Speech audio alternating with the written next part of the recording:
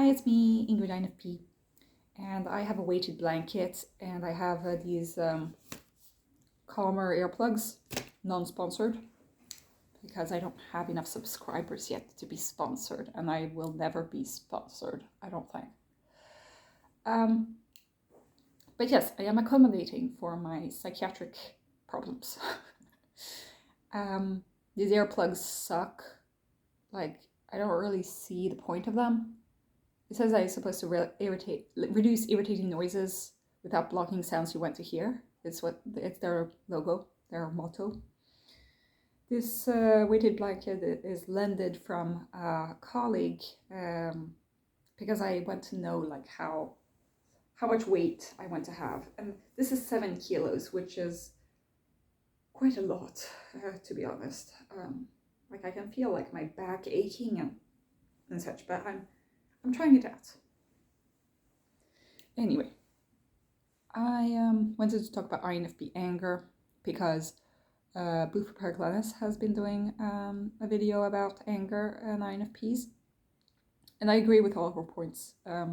It's great. I don't need to make a video, but I've been feeling very angry yesterday and today. So today it was because one of the doctors that gets on my nerves all the time, I've talked about him before, he's either an ISTP or an INTP, but he's really into alternative medicine. And like, medicine is a pretty protocol-based pharmaceutical job. Like, a lot of my job is prescribing medication. A lot of my job is not about mindfulness and breathing exercises. And it angers me when he tells people who are severely depressed or burnt out to imagine that they're sitting on a cloud and that they're like, it's not his job. He's not a psychologist. He's not a social worker. His job is to decide if the person is suicidal or not, is to decide if the person needs medication, if the person is sleeping enough, if the person is able to work. And he never writes a sick leave to his patients. And that can lead to problems because certain people need a sick leave. It comes to a certain point where you're lacking empathy for your patients. And these past 2 weeks, usually he only works part-time because he's on parental leave. But he's been working more, and now he's got it into his head that all patients that are burnt out or that have depressive symptoms, that he will not write a sick leave, he will not prescribe any medication, and he wants to make sure that all of his patients come to him and him alone. Even if he's sick or whatever, he wants to meet his own patients, which is admirable.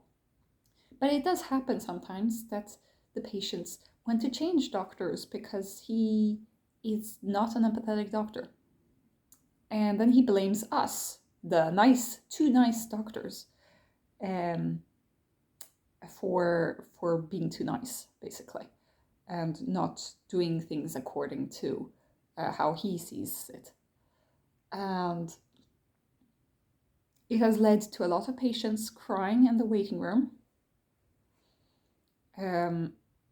Patients who have been way too anxious to take blood samples. It has led to patients that have been in pain and that come to the emergency the emergency part of the clinic that I'm in, because they cannot stand being in so much pain, because he takes away all of their pain medication that they've been on for like 20 years. People with chronic pain. He does not prescribe anything that anything of the type of sleeping pills, even like sleeping pills that don't make you that aren't addictive. such as antihistamines, are not addictive. So they're pretty harmless. You know, a lot of people take antihistamines for allergies. And he doesn't prescribe SSRIs because SSRIs doesn't have any evidence, according to him. But like he also said to my face that like, oh, well, people don't need SSRIs, they just need to start doing mindfulness and yoga. And he knows that I'm on SSRIs. And it's kind of insensitive, you know. A lot of people can't do yoga unless they have SSRIs to allow them to have some kind of executive function to be able to like exercise in the first place, you know. Just leaving your bed can be a struggle. And these things make my blood boil. Like, I feel so sorry for his patients. And unfortunately, some people are listed on him, and it's difficult to change doctors here in the socialized medicine thing. At my workplace, each patient is listed on a certain doctor according to their birth dates in the month of the calendar. So I have everybody who's born the 10th of the month. And like my supervisor has 3 dates, like she has the people born the 28th, the 29th, and the 30th of the month, because she's a senior doctor, so she has more people. And in certain cases, like if it's a person that you followed quite a lot, then like the dates don't really matter. So I have a few more or less, you know, who are born on other dates. And I have 560 patients, I think, that are listed on me. But it does happen sometimes that I get his patients. And then I decide, it's my decision what treatment will be best for this patient. And I'm pretty confident in what I'm doing. I did the right thing in this case, I think. I'm sure. I'm not just thinking. I'm sure that I did the right thing. I told some colleagues, and they told me that yes, they would have done the same thing. It was a patient who is 95 years old. Okay. She has pain in her shoulder. That is a lot of pain. Because she has blood thinners for her heart, she cannot take ibuprofen because it's an anti-inflammatory, which makes the blood even thinner. She can only take paracetamol. The next stage is morphine. But in order for the morphine to be the least like kick-giving, you know, the least addictive, you can use these patches, these morphine patches. And so I prescribed morphine patches. I told her all of the positives and negatives of this medication, the side effects, that you can be tired, you can have problems with constipation, these kinds of things. And she was like, okay, I'll see if I'll try them.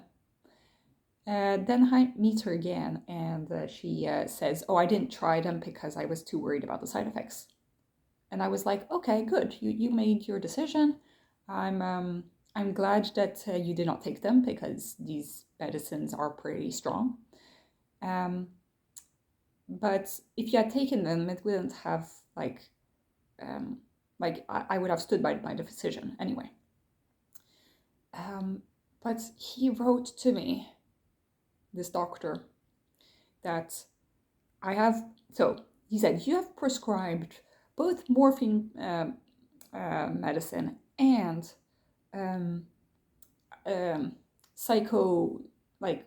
pharmaceutical things from psychiatric medication. Next time, talk to me if you feel like you're unsure about how to use these medications. He said, I have several sources to explain to you um, um, why we should avoid these medications. I had prescribed these patches, these morphine patches, and I had also prescribed mirtazapine because she was having trouble sleeping. She was anxious and she was depressed. And mirtazapine is the first medication for people that are over 75. And I mean, this person is 95. It's the first line of treatment. Do you expect a 95-year-old woman to learn yoga? And be able to sleep at night with everything that she has been through throughout her whole life? No, I don't. She might be wise, but at a certain point, I don't care if she becomes addicted to morphine because she's 95 years old. How long is she going to be addicted? Reasonably, let's be optimistic and say that she has at least 5 years left. But I mean, that's being optimistic. And yeah, if she's in such pain, even if she's in such pain, her last years in her life are not going to be pleasant. So I wrote back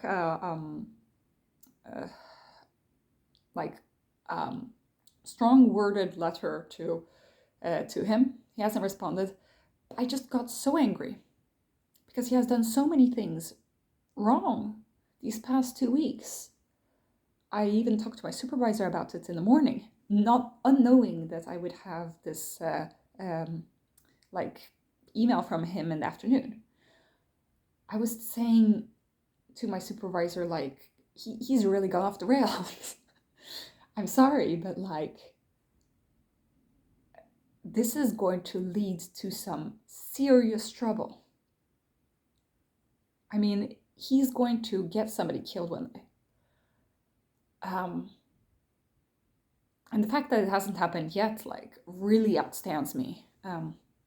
I think that it's because the patients had enough common sense to realize that this doctor is crazy and that they decided to change doctors. I have certain patients that are mine now that were his because they did not like him. Because he didn't want to prescribe. He didn't even want to prescribe ibuprofen to just healthy people. And if he wanted so much to be into alternative medicine, then he shouldn't be working as a doctor at a regular health clinic. He should be working as a homeopathy doctor, an alternative medicine doctor. But he's making my life difficult because I prescribe something to a patient and then he takes it away. And then he says, oh, well, you were too nice. You shouldn't listen to your patients, which is a red flag, listen to your patients, okay? Yes, sometimes your patients will try to manipulate you into getting addictive substances. Yes, sometimes medication can destroy, it can give bad side effects. But it's part of our job to prescribe medication. And if you're not doing that, you're just making our lives harder. And it just hurts my heart. And I got so angry, I went to my boss. I went stomping up the stairs to my boss. My boss is on the first floor. Closer to the sky. No, but I go up there and I'm I said, I need to talk because my boss is going on holiday. My ENTJ boss is going to go golf in Zanzibar, out of all places. But so he, I knew that I had to take this now before he goes on holiday. He goes on holiday next week. And I told him all my grievances with this guy. And he was being neutral, and he was just like, okay, we'll book a time to talk together with the doctor. I said, okay, yes. And wow, like the adrenaline that was surging through me, like I was like, there's my TE, you know? I'm like, FITE, no bullshit, you know? There is no bullshit. I'm not taking any bullshit. I don't care if somebody else thinks I'm wrong. Like, I am right, okay? Different people will have different opinions, but like, I know that my opinion is that this is shit, okay? And this person needs to be stopped, okay? There needs to be justice in this universe. And I think that's like, there's one thing that like INFPs can't stand, and that's injustice. We're for the underdogs, you know, like we're for people who can't stand up for themselves. We, you know, and when you're a doctor, I think Bufo talks about this in another video about that we understand power dynamics as an INFP. We might not be able to utilize power since we don't have SE, like our SE is our blind spot, but we are aware of the hierarchy that exists in the world, you know, the influence that people have on others and all of that. Because we see all the possibilities, we see the TE structures, and it angers us. Like, it angers me so much that there's so much hierarchy, so much power plays around. And I am acutely aware of the power position that I hold as a doctor over my patients. This isn't an equal footing. Okay, like me being a patient, like it sucks because I do not have as much power over my situation as this doctor does. And as much as we would like to believe so, we do not have as much power as our doctors in terms of like making decisions over our health. Because they're the ones who hold the pulleys, hold the threads, you know. And I just feel so much anger at people who abuse their power, people who think that they know best, that are arrogant, people who do not like try to put themselves into other people's shoes, people who think that their way is the only way, people who do not listen, people who make other people cry, who hurt people, who get angry at people for no reason. I just get extremely angry, and it's this kind of righteous anger, you know, the typical FI, like Joan of Arc, like we have to go on this crusade, you know, like I'm going to revolutionize the care of our patients at my health clinic. I need to make sure that people are not being exploited, people are not being oppressed by a certain doctor. That our patients are treated with humanity, with like actual proof and like a sound reasoning. And I just, you know, like there are certain things I stand for, okay? And so yeah, I got really angry, and I actually marched up to my boss and said like, I need to meet you today. And he said, okay, I happen to have some time. So I said that. I think that it surprised my boss quite a bit, because I usually do not go and complain or like, you know, get angry at somebody else. But here I felt like I couldn't let it be. I couldn't let it go. I've seen too many patients cry in the waiting room to like stand it. And of course I relate to it to these patients too, because I'm myself burnt out. And if I had this doctor as my doctor, I would go ballistic. I would not accept that. But I have a hard time explaining what I need. And that's why, so I finally managed to change doctors by reading the system a little bit, because I'm not getting anything from the system the way that I want it, unless I lie. And this is my psychologist that I'm going to keep, which I'm really glad. I was really worried for a moment. I talked to my boss about that too.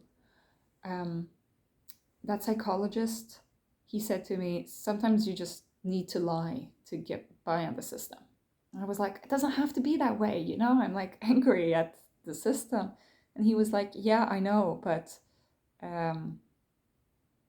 sometimes people are just stupid, you know? And people aren't going to be as honest as you. People aren't going to be as nice as you. So he said that he would have lied.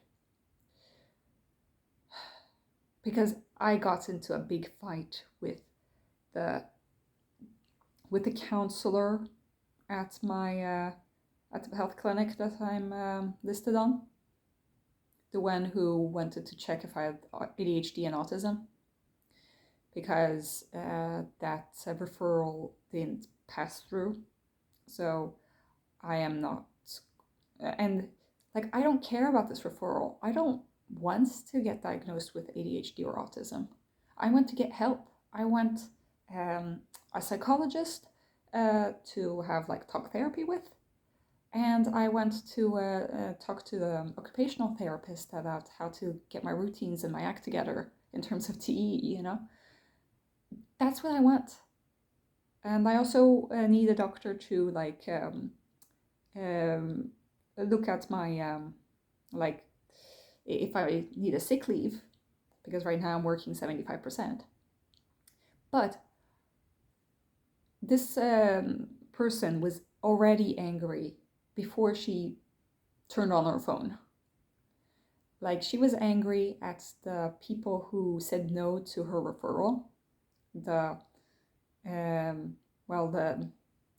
ADHD clinic place, and they did write really passive aggressively back. So I do understand why she's angry, because I'm also kind of angry about how they wrote things. They wrote that I was inflexible because I wanted an autism diagnosis, when that's not true at all. I never wanted to go on this path. It was this psychotherapist who wanted this so badly. And I told her now, I said, I do not want this referral. I don't care about it. And she said, well, I care about it. And I'm like, who's the patient that you're treating? It's me. You can't just like, do what you think is best for me without my consent. And she was like, well, we cannot help you here. And I said, what? I'm not on a waiting list to a psychologist? And she said, no, you're not on a waiting list. I was like, what? It's been 5 months. It's been 5 months and I haven't been placed on a waiting list? And she said, yeah, well, that's because you go to a psychologist at your corporate healthcare. And I said, but I'm completely at the mercy of my boss. And so from one day to the next, I might like not have a psychologist there. And she's like, well, if the psychologist there says that you won't have any more times there, then we can put you on the waiting list. I was like, but that waiting list is like 3 months long. And I said, I can't be 3 months without a psychologist when I'm burnt out like this? And she was like, well, that's how it is. And she said, everybody else has to wait that long. And she said it in like a condescending way. Really, she was almost like shouting on the phone. And when people shout at me, I flinch. I just cannot deal with somebody yelling. I freeze. I cannot. And so I started crying on the phone. And I said, I cannot think right now. I said, I cannot think. And I said, I have a hard time describing what I need help with. Now I'm telling you certain things I need help with, and I cannot get that help. I have a hard time saying exactly what I need because I have problems, which you're supposed to help me with. I wasn't saying it like angrily in the way that I'm doing now. I was crying, sobbing, like, what do I do now? I was like panicked. I was like, what do I do now? I thought all this time that I was on a waiting list. 5 months. And I was never on that waiting list. And so obviously I was pretty disappointed. And obviously I said, like, I like, what are you guys doing? I said, I'll change healthcare clinic. And she was like, yeah, you can do that. But you won't get any better help anywhere else.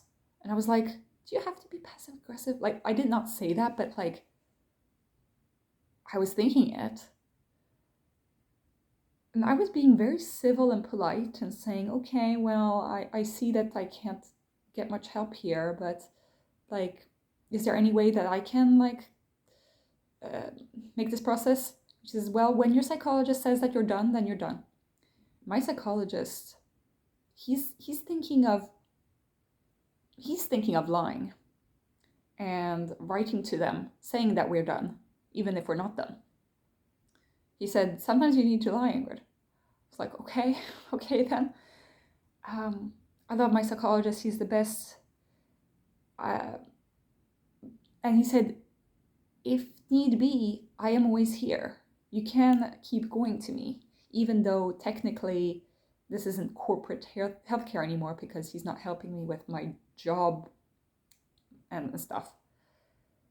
But yeah, I was so angry, but I did not show it. I just cried because I was like feeling kind of abandoned and panicky.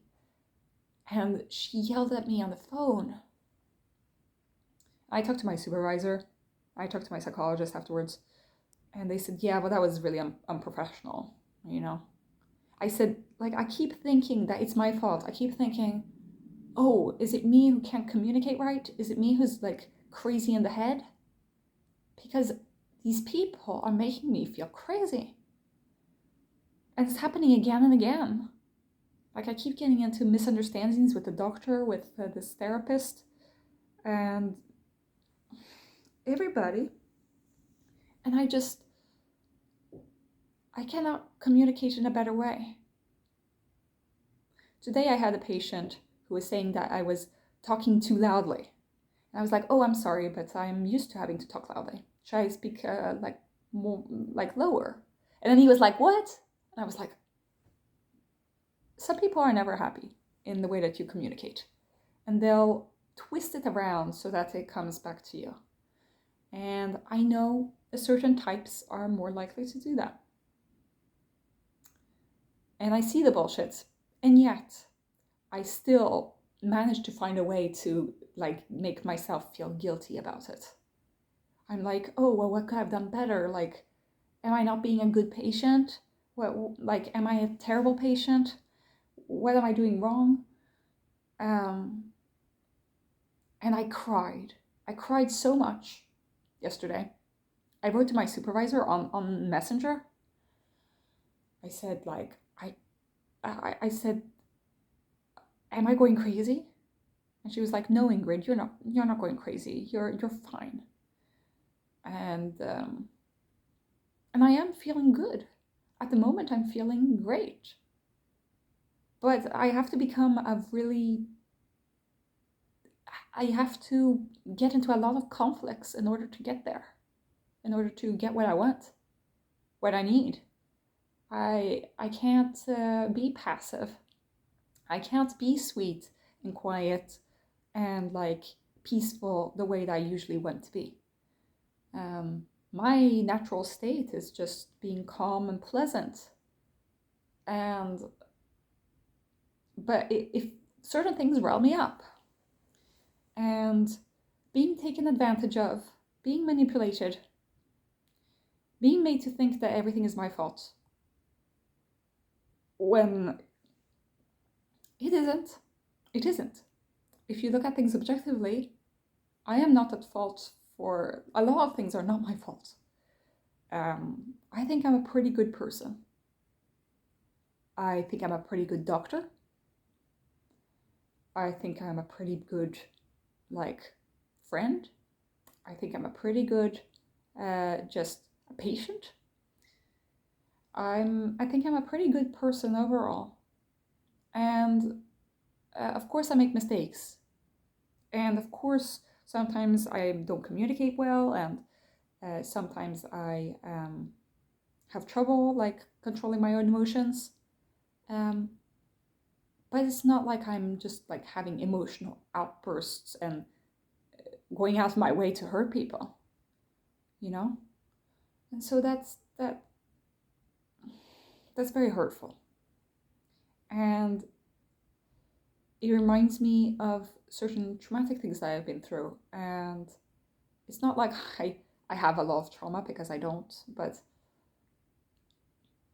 that's why I've been thinking about this a lot lately. And so today I was really angry, and yesterday too. I cried so much that I had a migraine, and I was on a digital course about burnout, and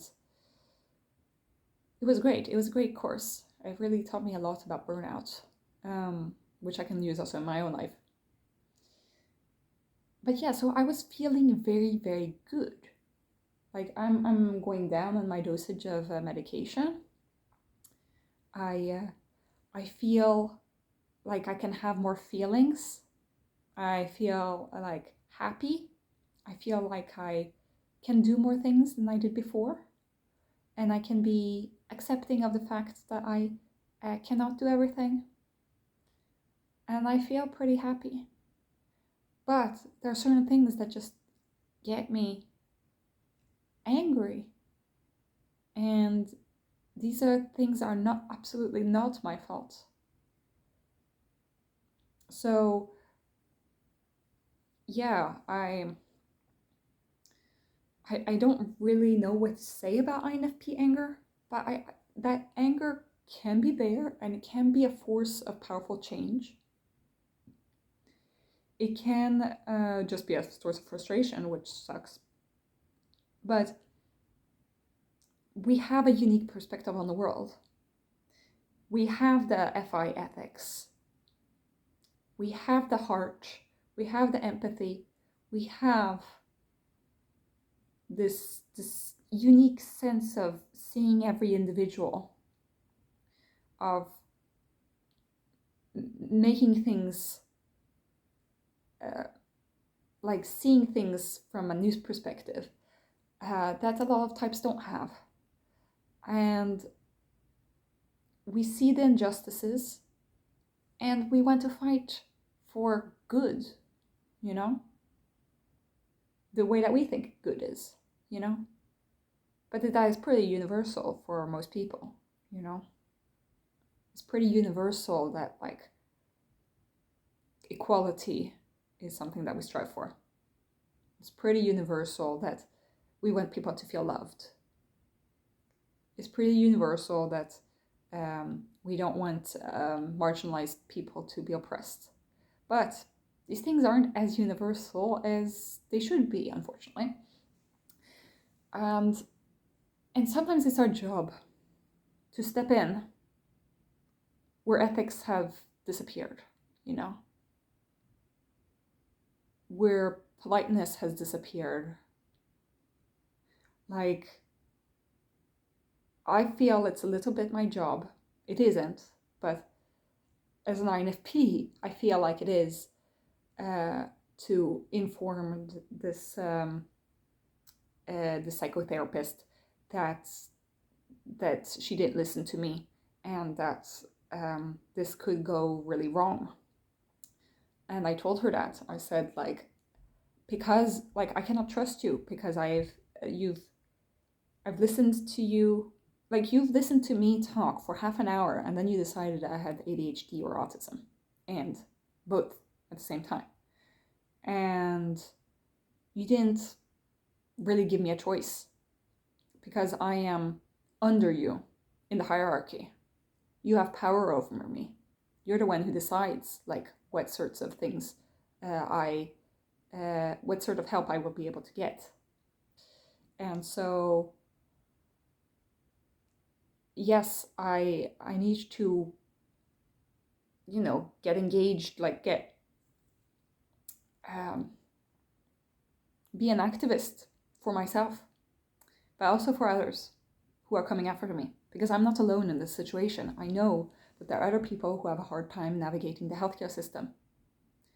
I know that there are people who have a hard time communicating what they need to the healthcare system. And I try to help, to listen, to help in the way that I can. Certain people don't speak the language. I try to like speak slower. I try to adapt the way that I communicate. I use like signs. I was thinking of learning sign language, but like unfortunately Swedish sign language isn't the same as American and British, so that felt like a waste. But like I want to be able to give my help to every like individual patient. I don't need to save the world. I don't need to help everybody, but I want to help the people that I meet in a like meaningful way. And of course, following all the protocols is not something that I like to do. So because that goes against some of my values, seeing everybody as a unique individual. Seeing like if things need to be tweaked. Some people don't want to have medication. I will not prescribe it to them if they do not want it. And the important thing is to have a discussion.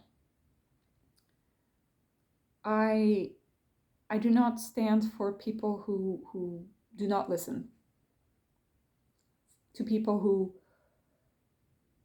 think that their way is the only way and blaming other people for doing it wrong. And I don't stand for these things. I want to treat others the way that I want to be treated in the same way that I treat other people, and the other way around. I want to treat others the way that I would like to be treated, which is a biblical thing, but it's pretty true, You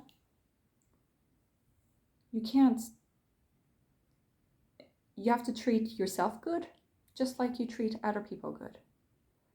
And so I'm doing my best to treat myself the way that I would want to be treated by a friend or that kind of thing, having self-compassion. And I want to help people so that they don't have to deal with the shit that I've had to go through. Okay. This video is getting long, so I will stop it there. But, and I hope that you're not too, put off by my anger, because I'm not angry at you guys, okay? Not at all. I love you guys. I am angry at mostly systems, and people, certain people who I don't think are acting in a ethical way. So yeah, tell me what you guys think. I will be making another video about like the actual trauma that I reference, which I'll try to compress into a shorter video. But I felt that this video needed to be long. Okay, so have a great day, everybody. Bye.